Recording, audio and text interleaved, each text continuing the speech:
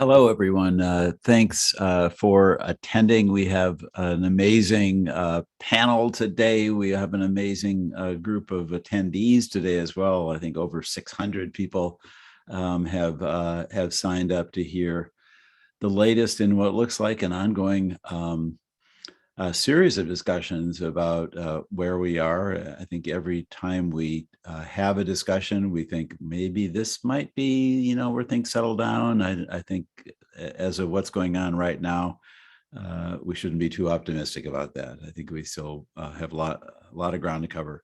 To help us in this, and as you may know, I'll remind you, this is a program that's organized by the International Antiviral Society USA, nonprofit education organization, and one that really tries to bring out the latest information especially for clinicians, but anyone who's interested. Our focus has been HIV, but obviously COVID is a very dominant issue right now, and there's no better group of three people, I think, honestly, to help guide us through this than our panel today. I'll go down the list on my slide. Peter Chin Hong from the University of California, San Francisco. By the way, I'm Paul Volberding, also from UCSF. Carlos Del Rio from Emory University School of Medicine, and Bonnie Maldonado from Stanford University. Each of these panelists play an important role in our national and international response to the pandemic. And I know from a prep conversation we had the other day that my job is easy. I kind of stay out of their way while they fight it out.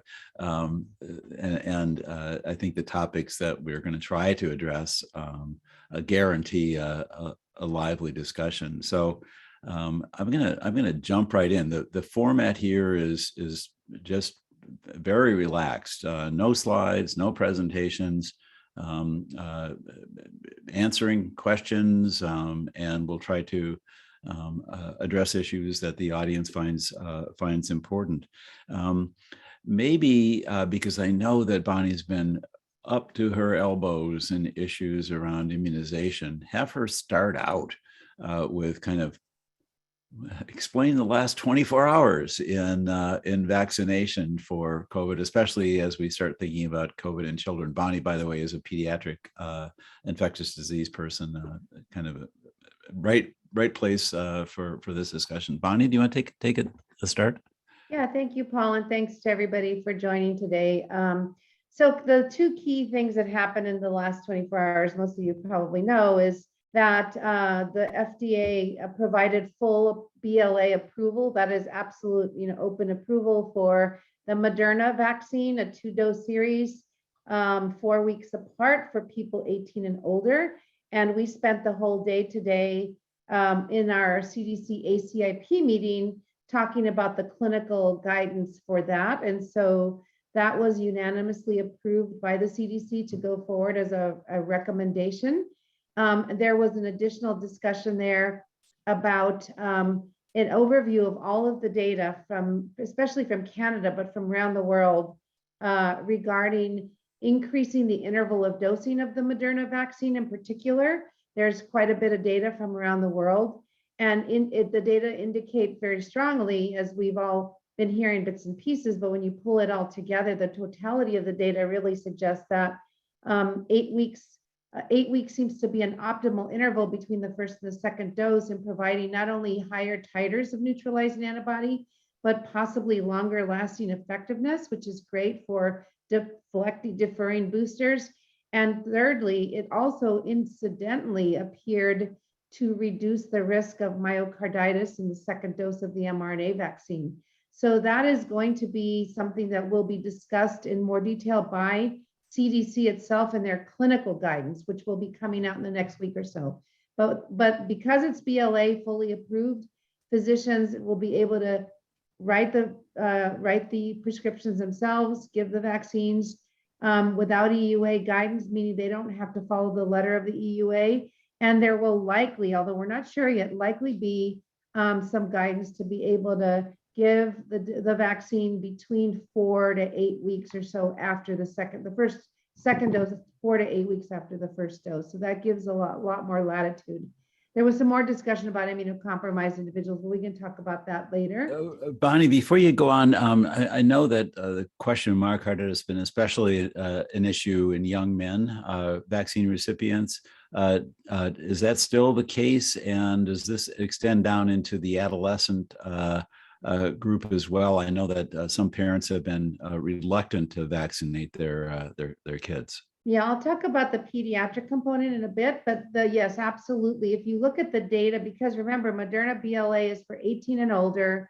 The Pfizer BLA, which was approved in December, is 16 and older, but the Moderna has the highest risk for myocarditis, but still in the group, it's interesting, the group that was at highest risk were 18 to even 49-year-old men, but the highest risk really were the 18 to 29-year-olds.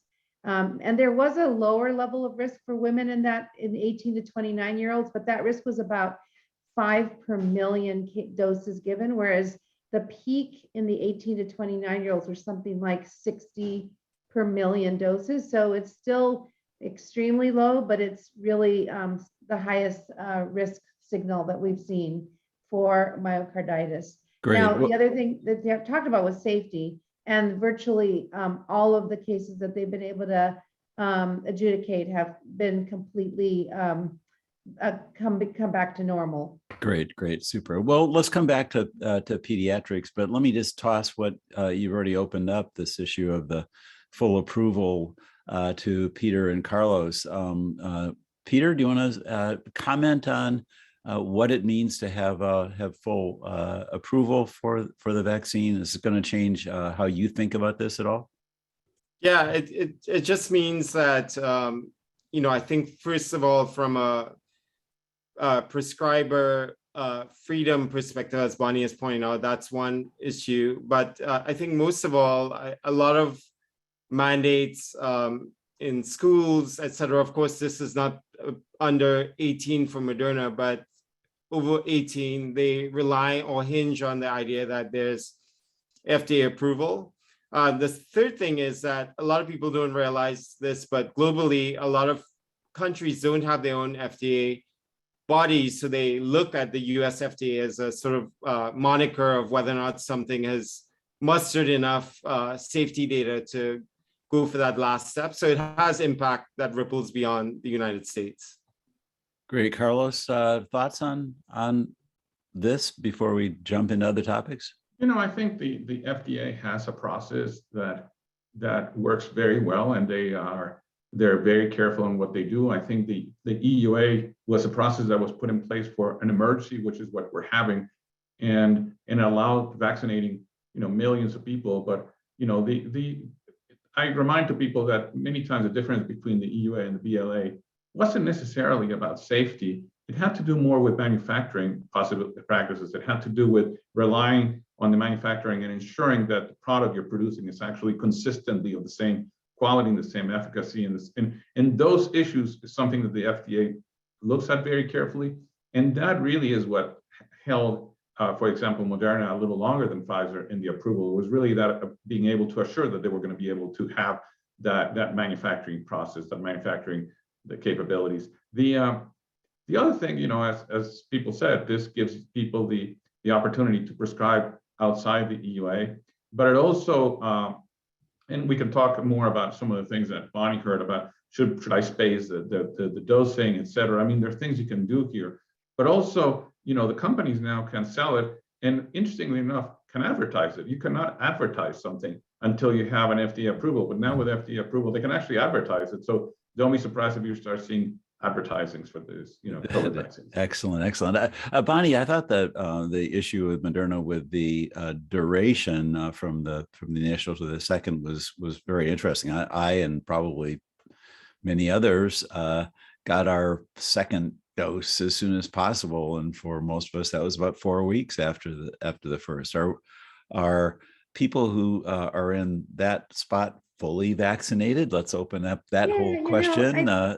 We're talking about a matter of degree, and as everyone has said here, this is an evolving situation. Remember, it's hard to remember that far back, but December 2020, we just needed to get shots out there as fast as we could, and the 4-week interval was that was thought to be optimal at that point to get the vaccine out as quickly as we could. Remember how fast it happened. So now with time, and this is exactly the other reason to have a BLA consideration, you have lots more time now to sit back and watch what happens mostly in other countries. And the Canadians had a really nice set of data. You can look at it on their ACI and the CDC website. Go to cdc.gov and look up ACIP. You can see all the data there. Looking at over time what happened, and they did space out their intervals in different ways in different provinces. So they were able to compare province by province, and it was very clear that there were differences, but they weren't amazingly different. So if you've got, I got, just by chance, I happened to get 2 Modernas. I don't know why. I just walked into the hospital. That's what I got. But it doesn't. In my view, as long as we, right now we're still facing an unvaccinated pandemic. So I think whatever you got is better than nothing. And if we're talking about 5% differences here. So I think most people are going to be fine. And you can, at 5 months, the issue is really get people boosted at 5 months. And there will be a little more granularity as we go forward. And then we'll talk about this later, but what does this mean in an endemic? We can be a little more fine-tuned about how we do approach our vaccine choices. Bonnie, I have a question. Go ahead, Peter. Is the trade name really Spikevax? Yep, Yes. it sounds That is the best. That is best, much better than Comirnaty. Yeah, Spikevax. Yep. And we'll see it on TV at night. You'll see. It'll probably help again, Spike Lee's films the other too. thing, as Bonnie stated, Moderna, remember, Pfizer was 3 weeks, Moderna was 4 weeks. That's how the BLAs were done, but that's how the clinical trials were done. So any country, not the US, because the US stayed within the EUA, but many countries went outside the clinical trial, and they primarily did it because they were trying to get more for 1 dose into people. And it was primarily, Canada and also the UK who started spacing it out. And the UK very early on gave a sort of, there was a signal on the myocarditis. Well, we were seeing myocarditis. They were really not seeing it that much in the UK. And in great part was because they were extending out their second dose. I do think that, though, it's important to remind people that while the risk of myocarditis is real, the number of cases of myocarditis are incredibly small, considering that the case averted of COVID and hospitalization of COVID, and remind people that COVID also causes myocarditis. So when people talk about myocarditis from vaccine, they somehow tend to forget myocarditis from COVID. And also, I think people tend to overestimate, and Bonnie can amplify this, the risk of myocarditis in kids, because it's 1/3 the dose. And also it seems that myocarditis seems to track with testosterone and puberty. So that's why the age is like 16 to 18, if you really look at even the Pfizer data. So I always get, even me as an adult ID person gets asked by parents about the risk under 10 and under 12, and it's really, really low, because that's a barrier parents bring up as well about vaccinating their under 12s. So Peter, give an internal medicine 1 sentence or 2 sentence on myocarditis. Remind our audience what it is and how you diagnose it, and what the outcomes are. Very brief. Yeah, so myocarditis is itis, which is an inflammation of the muscle. And remember, when you get the vaccine, you get a lot of immune activation. So we think that the immune cells gets really excited and inflame the muscle of the heart. And you diagnose it by any measure that the muscle is excited. So that's troponin, the same number as a heart attack. The symptoms are similar. You can have chest pain, chest pressure, shortness of breath, sometimes nausea, vomiting. And that's how we figure it out with, and then there's a lining of the heart, the pericardium, pericarditis you can also get as well. So it's great. It's a very common, and not very common, it's fairly common to see myocarditis in kids. As a pediatrician, we see it on a regular basis. Many viruses can cause myocarditis. or pericarditis, and generally kids present with shortness of breath and chest pain. Right. And as you heard Carlos and Peter say, it is much more severe if you get it from COVID, and much more prevalent if you get it from COVID than from the vaccine. So an issue that I know has been controversial is the whole kind of what is a fully vaccinated definition, and what about the booster and all of that. I want us also to get to the question of does an incident case of COVID substitute effectively for a booster? Who wants to start us off on talking about on boosters? Maybe Carlos. You want to give that a try?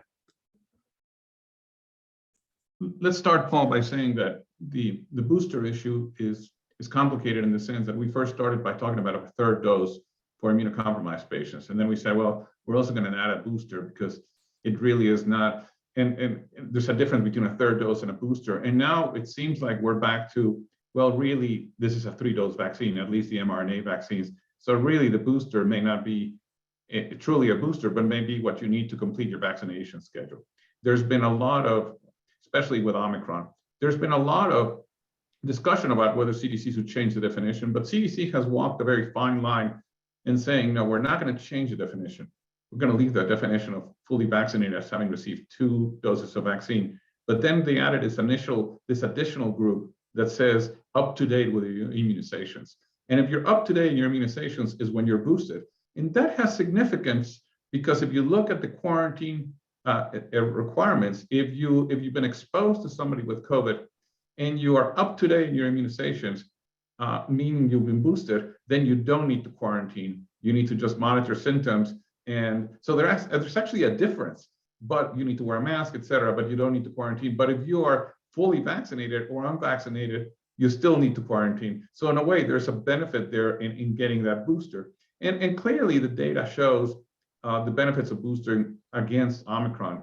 And we've seen plenty of data of decreasing hospitalizations, decreasing mortality. And, decreasing mortality is small, but it's still there. So I think, what I tell people is in this day and age, today in the era of Omicron, fully vaccinated in my mind means you have received a booster. Now, the question that comes up and the more complicated part is what you asked next. Okay, so you got 2 doses of vaccine and then you got a COVID. Do you still need to get boosted? Again, it depends on where you were, right? In the pre-Omicron era, we probably told people, look, you got a Delta infection, that probably was a booster. And in fact, in JAMA this week, there's a very interesting paper looking at serological findings and in people who have had quote unquote natural infection, and they have pretty good level of antibodies that actually stay for quite some time. But Omicron is different. The preliminary data we've seen with Omicron is precisely because Omicron is more of an upper respiratory infection. Omicron may not produce the boosting that you're looking for. So I tell people ignore that Omicron infection and still get boosted. So when the question comes, should I get boosted after an infection? My question is which infection? If it's a recent infection with Omicron, absolutely that doesn't count. If you got infected, if somebody says, well, I got vaccinated back in March, April, and then I got Omicron, and I got Delta in November, that may be a little bit different question, and that may be something that I may quibble and say maybe you don't need to get boosted. But with Omicron, it's a different story, and Omicron does not substitute for a booster. So let me just boil it down a little more simplistically in my little pediatric mind here. We basically just look for, immunity. And we know that these viruses are coronaviruses, all of them, and whatever variants they are. We know that coronavirus immunity is not long-lasting. Mucosal immunity in general never is long-lasting. So we know that at some point, your immunity is going to start to fail. We just published a paper a couple weeks ago showing that our T-cell immunity in longitudinally followed patients drops off by about 10 months after infection. And this was in the alpha era, but even so, the point is that we're gonna need to boost people to be able to prevent serious infection, maybe not infection, but serious infection. And the question about, I think this is semantics, and one of my faculty members is the chair of the ACIP, and we discuss this quite a bit. the idea of up to date is much better. It's a much broader ability to say, look, you can actually flex that in or out, like Carlos said, to your county, to your state, to make sure your workplace. But the idea being that if you are not boosted, you're gonna, if you know, we're gonna see fairly quickly whether or not people are going to start getting infected again. For sure, the Israelis found that, and they saw that they needed the boost. So it may be, we'll see what happens with Omicron. Not necessarily that will, you know, that again, it will may or may not have less immunity, which I think, you know, or Carlos is right as usual. But what's the next variant to come along, and how long will we be protected before that comes, et cetera. So I suspect we'll be boosting for time to come, and this up-to-date approach gives you more flexibility, so you don't have to keep reinventing that definition. So I think we're gonna there's so many topics, and I should remind the audience that use the Q&A function on your Zoom screen to get your questions loaded. I'm going to keep just tossing some ideas that the four of us have talked about before, but I'm going to definitely try to watch the audience questions and weave them in as well. One thing that came up in questions from the audience to begin with, and I know that Peter has thought a lot about this, is the issue of kind of tell us more specifically who is that really immunocompromised group, who needs perhaps arguably an extra dose right now. Let's assume that it's the extra dose of one of the mRNAs. Peter, do you want to define that group of people, and do elderly people fall into that as well? That was a question from the audience. Yeah, so I think I'd probably start off with the most immunocompromised. As you know, immunocompromised is a spectrum. Like you can score somebody on a 10 out of 10 scale, or maybe a 1 out of 10. So on two ends, you could have somebody who received a stem cell transplant from somebody else. That's probably the most immunosuppressed, or probably even more immunosuppressed than that is somebody from the vaccine perspective, somebody who can't make antibodies, right? Like maybe they're antibody making factory, which is a plasma cells, a disease like Colin Powell and multiple myeloma. So those people on one end, and then on the other end, I would think, people who have liver disease or some diabetes, or even HIV infected individuals with reconstituted immune systems. They're on like maybe the 2 out of 10 or 1 out of 10. So that's why we think about immunocompromised in a spectrum. But when we get these recommendations, I think the public is oftentimes confused. So in terms of the most immunosuppressed folks, people who've had diseased B cells or antibody making factories, or people who we give medicines to shut down those B cells, like medicines like rituximab and things like that, as well as stem cell transplants, solid organ transplants. But in the early part of transplant, they're on like the exclamation point end, and then everybody else I think about differently. So those are the folks who I don't have confidence they would make antibodies, even if I gave them 1 million vaccines. So I'd make sure to give them at least an additional dose, and think about, on the other hand, if those are still not responding, giving them a long-acting monoclonal antibody like Evusheld, even though, again, it all depends on what the next variant is, if that monoclonal antibody will work. So that's kind of like the short answer. In terms of the older individuals, I think they definitely, from the CDC data today, would benefit from a booster, which is a third shot. But immunocompromised individuals, that is that elite group I talked about, at least 4 shots. And I would add, Peter, that I think we are to blame as physicians, because I see a patient with diabetes who has an ulcer, and the patient says, "Well, why do I get this?" And I said, "Well, diabetic people are immunocompromised." So we throw the word immunocompromised freely out of a variety of different conditions without necessarily having this scoring system that you suggest. And I think it'd be nice to have.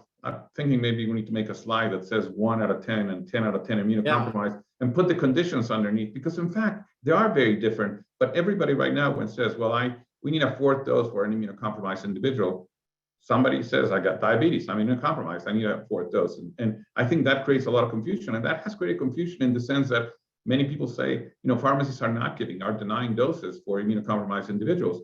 and CDC is issuing additional guidance to pharmacies, because precisely, I think the word immunocompromised is heard by patients in very different ways. And I would say we are in a way responsible for having freely used the word immunocompromised. Well, I think it's. Let me just interrupt Bonnie to say that I think the communications in this pandemic have been, it's always in the news. It's been in the news again this past week, but I would argue, Carlos, that yes, we have been a little bit kind of here and there in our terminology, but I think it's understandable. I don't think we should blame ourselves for that, but I do think that as we go forward, getting a more and more precise definition on these things would be really helpful, because I think a lot of the confusion, a lot of the hesitancy on the part of the public is because the communication has been pretty complicated. Bonnie, sorry to jump in. No problem. I think you're absolutely right. So here's the issue. I think we're talking about two different conditions, essentially. We're talking about chronic medical conditions and then immunocompromising conditions. And we tend to conflate those in some ways. And part of that is because with the pandemic, we do see, if you look at the graphs of who's more likely to get really hospitalized or die, it's both. It's people with underlying chronic conditions and immunocompromised, but it's also variant dependent. So we're not seeing, at least we're not seeing right now with the current data, and as opposed to Delta, where Delta was really affecting both groups equally hard. We're not seeing that with Omicron so much. So Omicron appears not to be affecting people with chronic medical conditions in the same inflammatory way that, say, Delta and the previous variants were. And I also think the other problem is, unfortunately, because of the urgency to get vaccines out and try to study large populations, we don't have enough data in the immunocompromised populations, or even in, say, diabetics, et cetera. So trying to get those subsets and really understand, for example, immune responses, even just getting antibody titers or neutralizing antibody, those groups would really be helpful. And those data are just starting to come out. So you're right. I think, again, one of the themes here is we're 2 years in, we need to start fine tuning what we know and defining better. So one of the reasons I love doing these is I like to look at the participants and see my friends listening in. Susan Cohn from Chicago is part of our loyal audience, and asked a question that was close to my heart. It's been about 6 months now since my third dose of an mRNA, and she points out that there are a lot of people in that group. What are we thinking about a fourth dose? Is 6 months the time to start thinking about it? Does the information that we got from Moderna help inform that? Where do we go with this? Honestly, it hasn't come up yet, because I think we're still struggling to sort out the first booster, and we only really have robust data from Israel, and that was not super promising.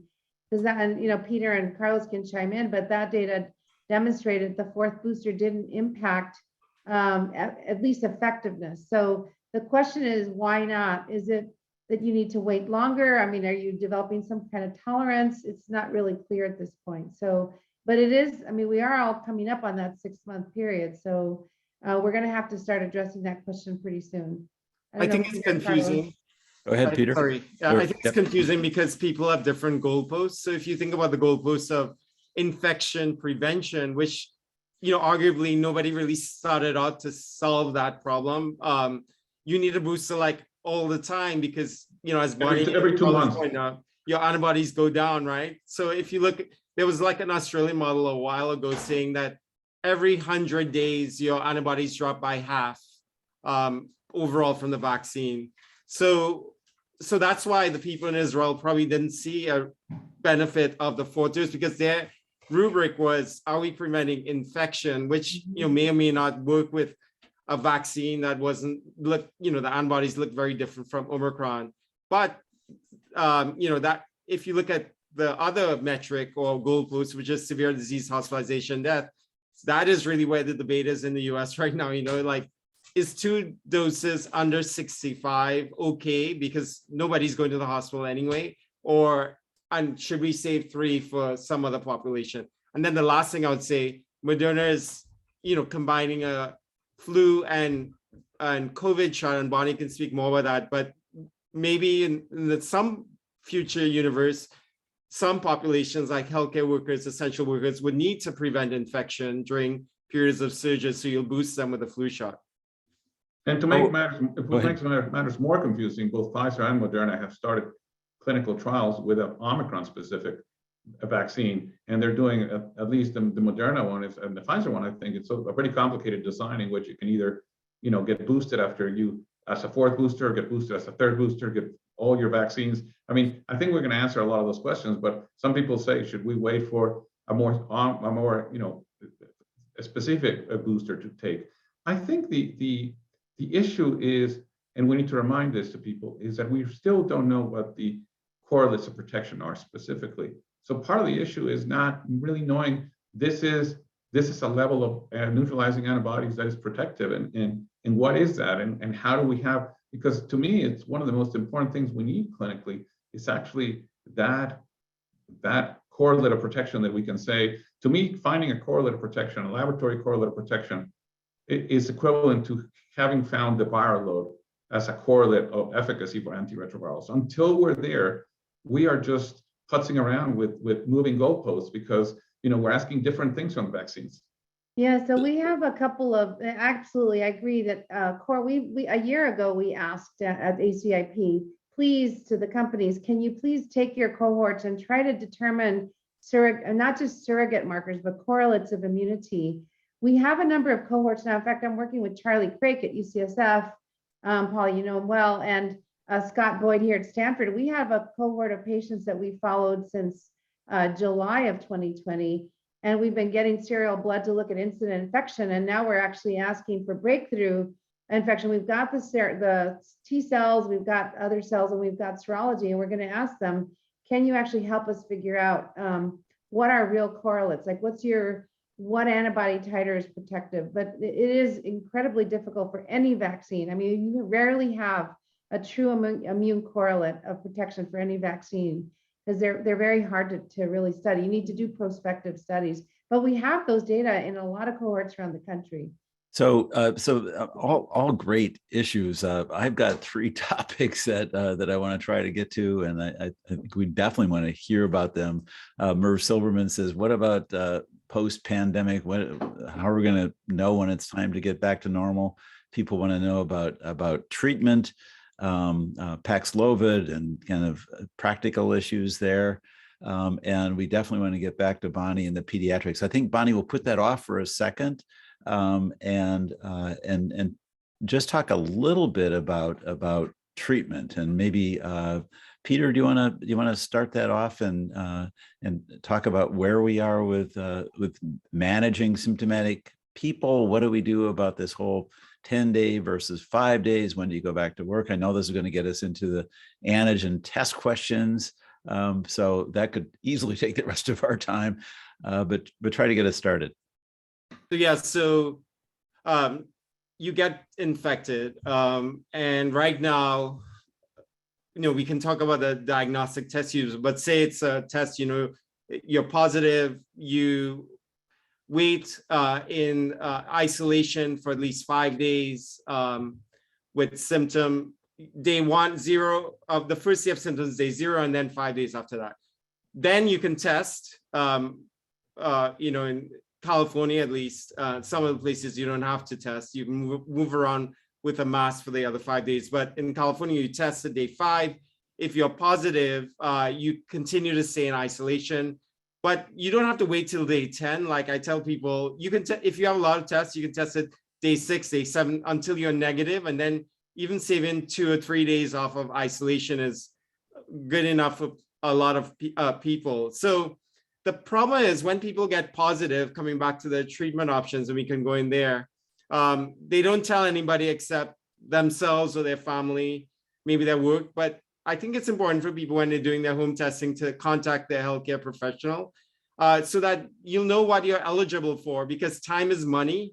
And then we've exploded in outpatient therapeutics. So pills, Paxlovid or molnupiravir, monoclonal antibodies, if you're somebody who's going to be potentially severely ill, and even remdesivir for 3 days, which a lot of people have. So those are things that I think that could prevent hospitalization in the right person for up to 70% in monoclonals, and then 89% in terms of Paxlovid.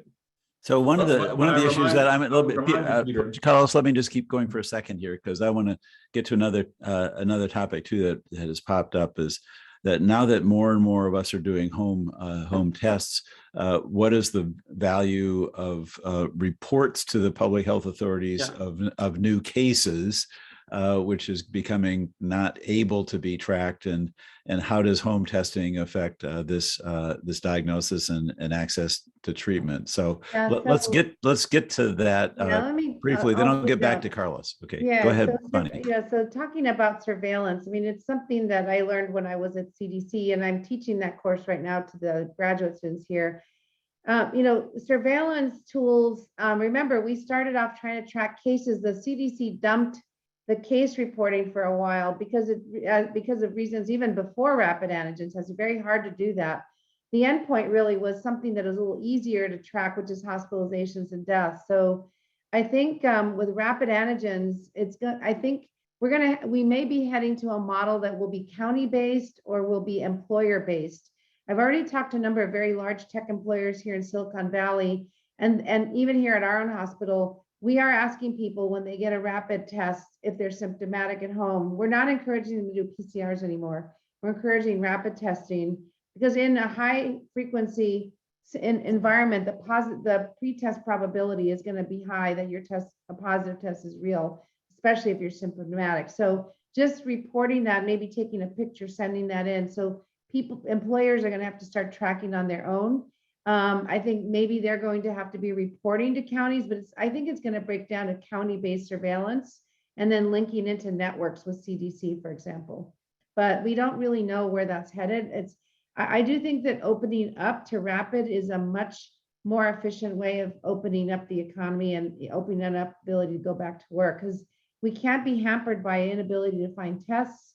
The PCRs are great for diagnostic purposes when you're in the ED, when you're in a hospital setting, if you're, et cetera, but to get back to school and work, the daily rapids or the weekly rapids are going to be your best bet. Great. So kind of got off on a random topic, but a question from the group is, what have we learned about, and this kind of gets back to Omicron. One question was, why isn't Omicron as perhaps immunity inducing as the other variants? But the other question that I see is long COVID. What do we know about long COVID, especially in the Omicron era? Is this something that vaccines will help prevent? Who wants to tackle that quickly? It's been obviously a lot in the press. It's a lot of questions and a lot of very interesting questions. I would just start, Paul, by saying that, following on what Peter said, these drugs that are showing 80% efficacy in preventing hospitalization, we're testing on unvaccinated individuals pre-Omicron. So we cannot really extrapolate. We're using them mostly in vaccinated individuals, but we can't say this is going to be 80% protective in a vaccinated individual in decreasing hospitalizations. I think we don't have the data, and that I think needs to be seen as really important. As far as long COVID, I think there's, first of all, I want to applaud the NIH for quickly moving and actually funding the recovered cohort, because I think the recovered cohort is going to help us answer a lot of these questions. I think NIH learned very quickly that they should have done what the Brits did and rapidly establish a COVID cohort, because recovery continues to be the study that is giving a lot of the information and what to do clinically. And so let me just say that what Recover is. So Stanford and UCSF are both Recover sites. I imagine Emory is as well. It's a national network to study past or post-acute sequelae of coronavirus, and it was funded by the NIH last year. But it's really just in its early stages. So yeah, I totally agree with you. But I think this is going to allow us to do a lot of the studies that we need to do, including understanding the disease, understanding the etiology, studying the clinical spectrum. I think there are a couple of things that are interesting. There was a recent study published in Cell suggesting that when they did multi-omics, 4 things appeared to be predictive of developing long COVID. And one of them was having diabetes, right? When we talk about underlying conditions. having diabetes was one of them. And the other one is RNA viremia, right? The amount of virus in the blood. So having the virus actually produce, it goes systemically, I think is important, which goes to Omicron. Omicron stays in the upper respiratory tract, mostly in the mucosa. So it may not be something that produces long COVID. But again, we need to still wait and see. There were other factors that they identified, including the production of autoantibodies. But I think that the relations to vaccines are interesting. There's some preliminary data suggesting not only that vaccination, even if you get a breakthrough infection and you're vaccinated, you're less likely to develop long COVID. But the other thing is that if you get vaccinated after having COVID, you're actually less likely to develop long COVID. So people who have not been vaccinated and get COVID, it's really important to get them vaccinated, and especially to get them vaccinated soon. And the data suggests that probably 2 to 4 weeks after having had COVID, you significantly decrease the risk of long COVID. So I think there's a lot of questions to be answered. But to me, long COVID is related to having this significant inflammatory component. And while the virus may play an important role, I think the host really is playing a very big role in this. And vaccines, by decreasing the amount of virus causing severe disease, which is what leads to hospitalizations, may actually be protecting you against long COVID. So another reason to get vaccinated is to prevent long COVID. So let me just underscore what you've said, Carlos, because I think one of the questions that has come up is, I've had a COVID. Does that replace my need for a vaccine? And if I can restate what you said, no, it doesn't. It actually reinforces the need for a vaccine.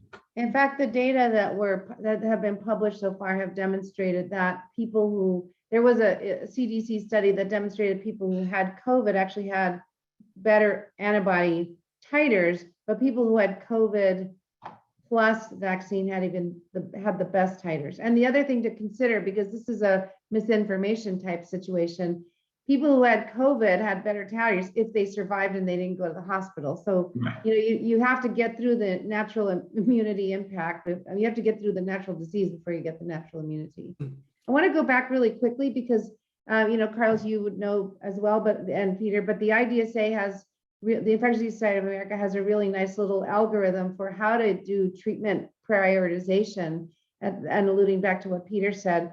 And the idea is if the patient can tolerate the drug, start with Paxlovid. And again, what we need to do better is define who's high risk, because that's a problem. We can't alluded to that, but there's so many people in these giant high risk buckets. We need to really taper that.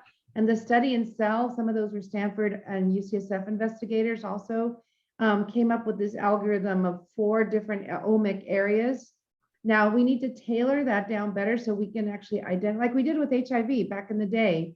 We're moving faster than we did with HIV, but how do we have markers of severity? Because otherwise you can't give everybody Paxlovid, and nor should you. Has a lot of drug-drug interactions. So Bon, let me just jump in to say, it's not just an HIV audience, but it's a pretty heavily slanted HIV audience here.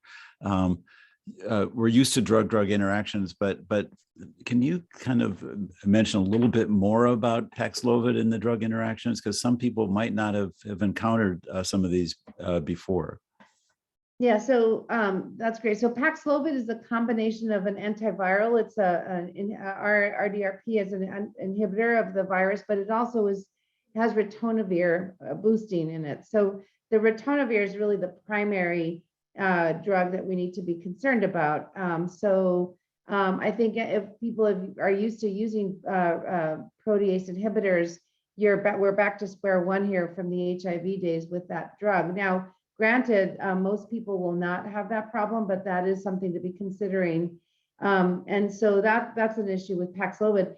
But on the plus side, it has 90% efficacy in clinical trials against non-Omicron, of course, for preventing severe progression of disease. So that's why it is listed at the top as the best drug for very focused groups of people who are at risk for progression of disease.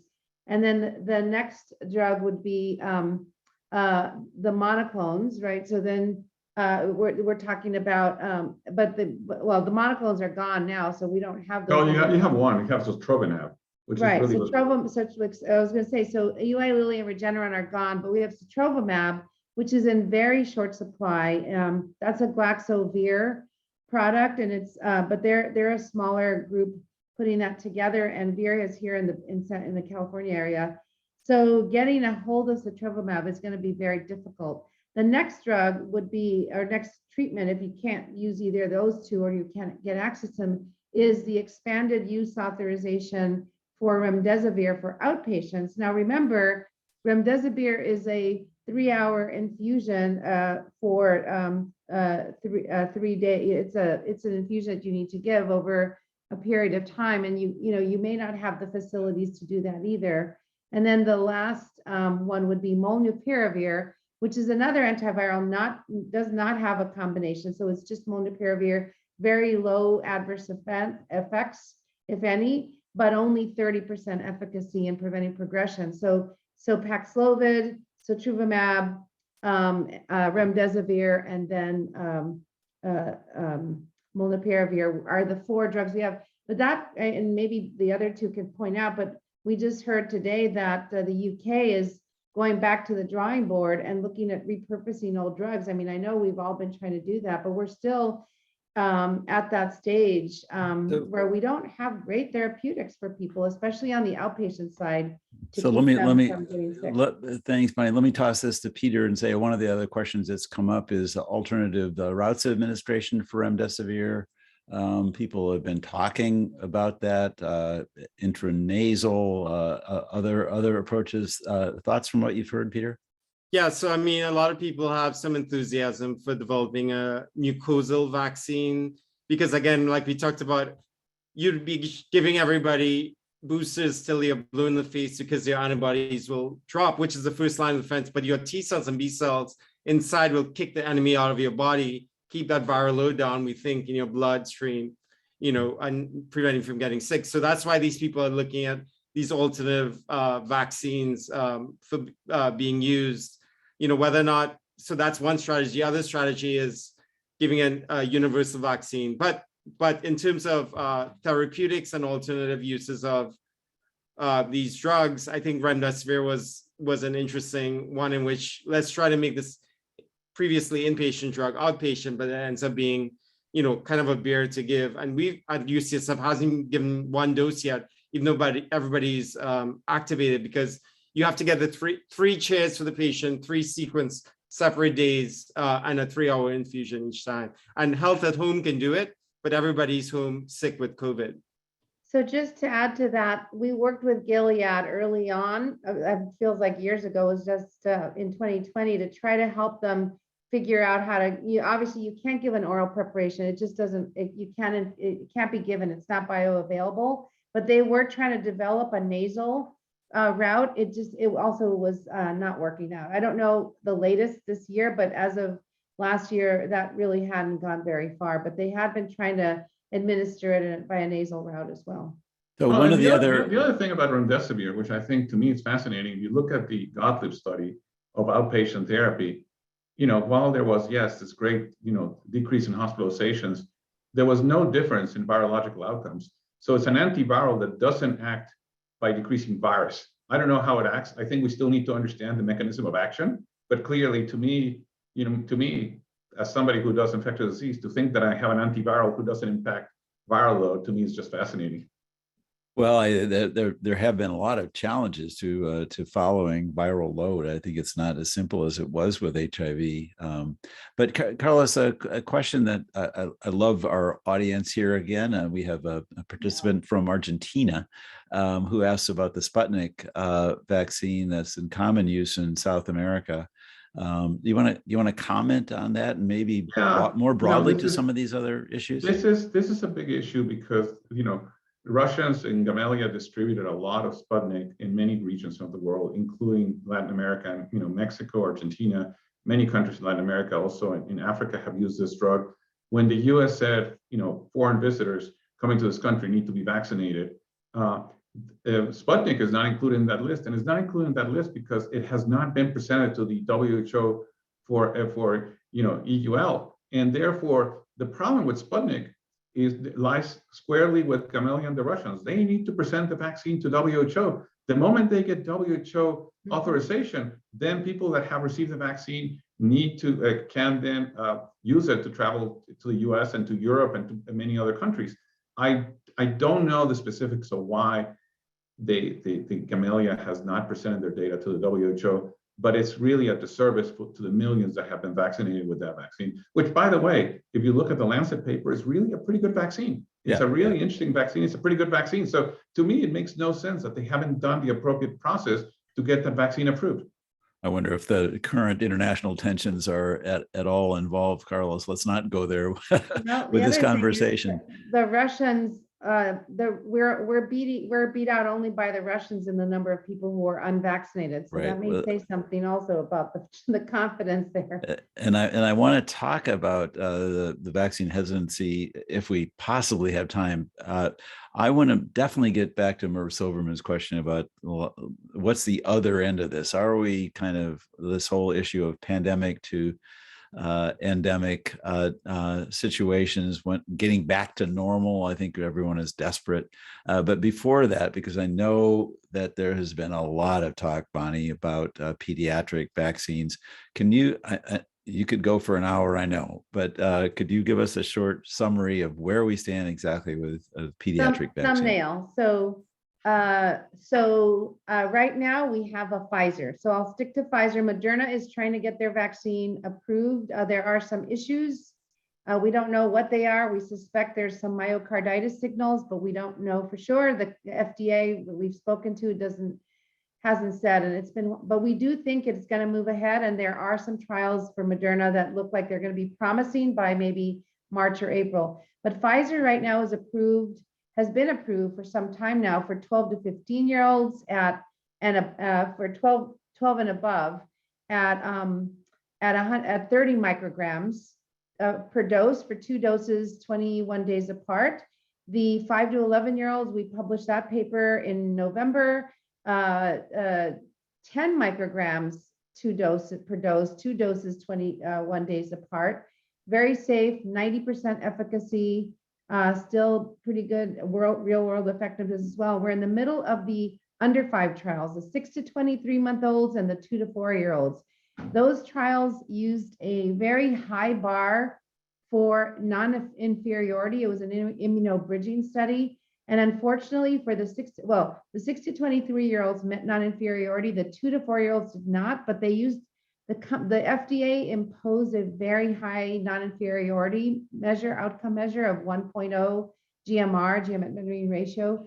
So the point is that now the 2 dose is not going to work. And by the way, that's a 3 microgram dose. So while the 5 to 11-year-olds is 1/3 of the adult dose, the under 5 is 1/10 of the adult dose, and that's because the 10 microgram dose produced high fevers in about 20% of the phase 1 kids. So you can't go to 10. They picked 3. So at this point, we've pushed back quite a bit, but in fact, there's a lot of pressure from a lot of people to get a vaccine for the under 5s, and we get it, but we need data, and we haven't seen the data yet. So the FDA should be posting it soon, even though we're investigating it ourselves. They don't show us.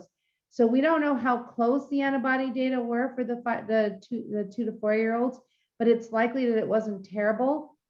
In the meantime, they've turned it into a 3-dose protocol. So all of the kids who got enrolled in the 2-dose study are now being re-enrolled. As of Monday, we started giving them their 3rd doses of 3 micrograms, and we'll see if that boosts to non-inferiority for all of the kids, and it'll turn into, as Carlos said before, not a booster, but a 3-dose series. And to everybody to remember that of the 17 vaccines we give kids, most of them get 2 to 5 doses of all the vaccines anyway. So makes sense. At this point, FDA is going to move ahead with Pfizer. It's really unusual because they actually really pressured Pfizer to put this forward as a 2-dose rolling EUA, they call it, meaning let's just see how much we can get. So in line with malaria vaccine at 39% efficacy, maybe it's not perfect.